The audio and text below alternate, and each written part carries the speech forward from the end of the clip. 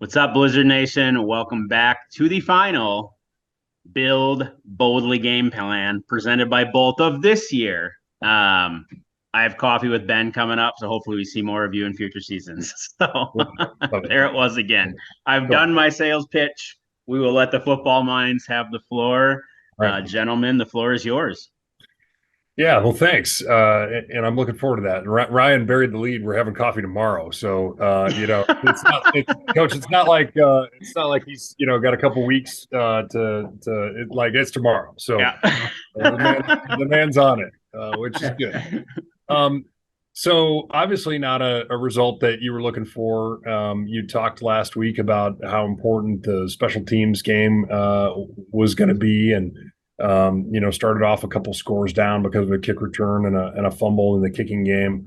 But really clawed and scrapped and fought the rest of the game from my chair.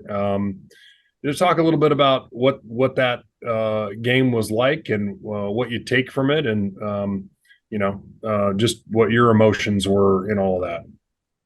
Well, I try to keep a even keel emotional, because it's some highs and lows for sure.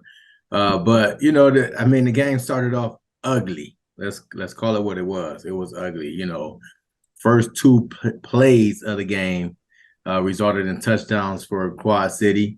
We fought back. We cut that lead 17-13.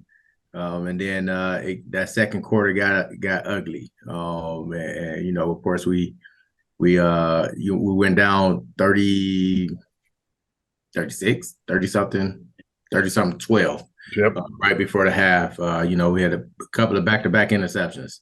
We got a turnover, we threw a pick, then we threw a pick six. It was bad. It was ugly. That takeaway from that was how we gonna finish? How we gonna finish? What team is gonna show up in the second half? Because it was nothing that they good team, they did what they had to do to win the ball game. So I can't take any credit from them. It's the music to our ears all season long. How can we not beat ourselves? And as you look at that game, and like you said, we pretty much controlled the game outside of those two possessions and a couple of other possessions on their part. But how are we not going to lose this game? How are we not going to hurt ourselves? And that was pretty much the theme of the first half. So you made a quarterback change, obviously, with injury early in the year, had to shift gears, and Max Melner played some really, really, really good football. But, in this one, you ended up making a change, and that kind of ignited the offense. Talk about all that. Yeah, no, it was we just me and Matt made eye contact, and the only thing he said was, "I know." And I didn't even have to, say anything to him. He just said, "I know."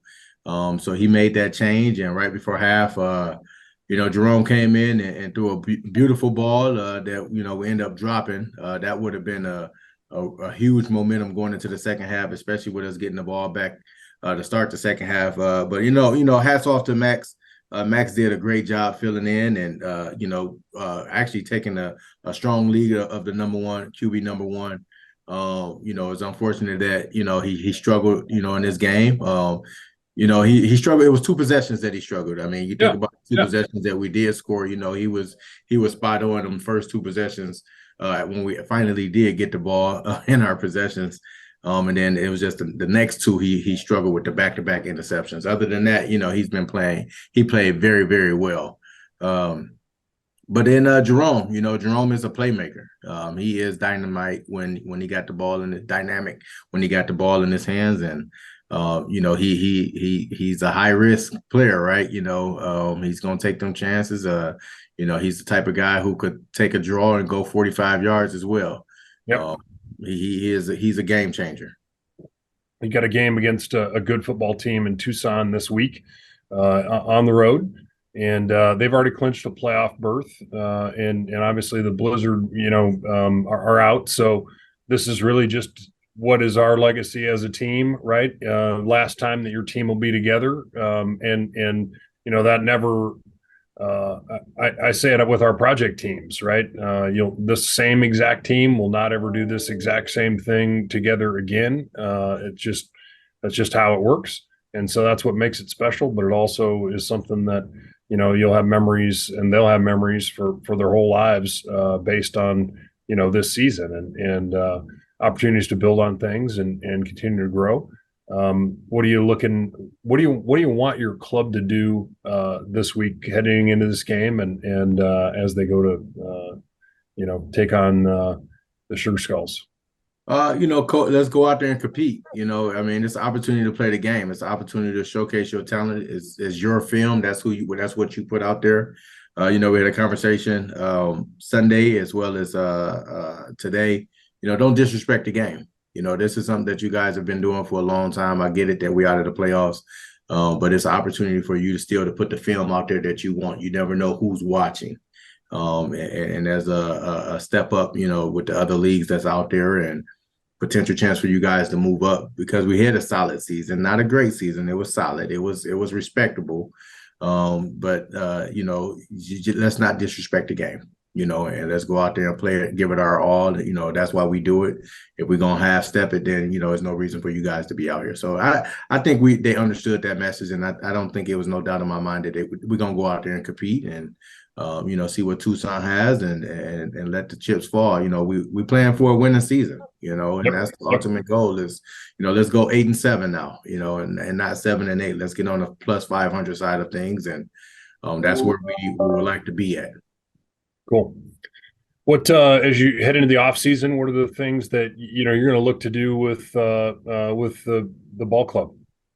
Yeah, I think first things first is the Trinklers and I probably need to sit down and have a conversation and see where what the future holds, and go from there. We've been having a lot of positive conversations, but at the end of the day, we still got to have those conversations. And once we get over that hump, it's reevaluating myself, reevaluating our staff. I start right there first, and then looking at the players and see who we want to bring back. We all are auditioning, so it's always an audition. So and that's another thing that I told the players: we're all auditioning. So if you feel as though you've done enough, you haven't done just enough yet. So let's not, let's keep it going. And go from there. But we got a lot of evaluation. I think it's a lot of good that we could take out of the season. There's a lot of growing pains, but we just got to evaluate. It does seem like your team, who many of them were very young to start the year, have grown up to become professionals, and I think that's such a huge thing, and so that's a gift that you got to have to help coach them through that growth, and so we really appreciate watching the journey alongside you, and wish you the best. All right, appreciate it. Thank you. For sure. Awesome. Well, I can't thank you guys enough.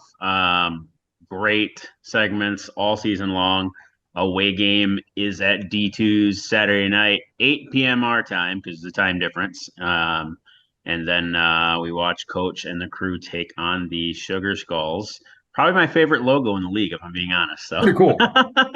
It is a pretty good logo when it came out. So, but Ben, thank you, and please pass the thanks down to the entire Boldt crew. Allison, who I got to work with before she took a different job, Jill, Tony, and anybody I've interacted with, and all those team members from Boldt that came out to a game. We look forward to working with you guys again, and cannot thank you enough for partners like you and your crew making Blizzard football possible. Coach, I know what your schedule's like because we've been at this 9 years together. So I really appreciate you carving out time for these all season long. So really appreciate it. So same here. Yep. Thanks, Coach. All right, appreciate you too. Both of you. That's guys. what I got. Yeah. Go Blizz. Go Boldt. Go Blizz. Go Blizz. Go Boldt.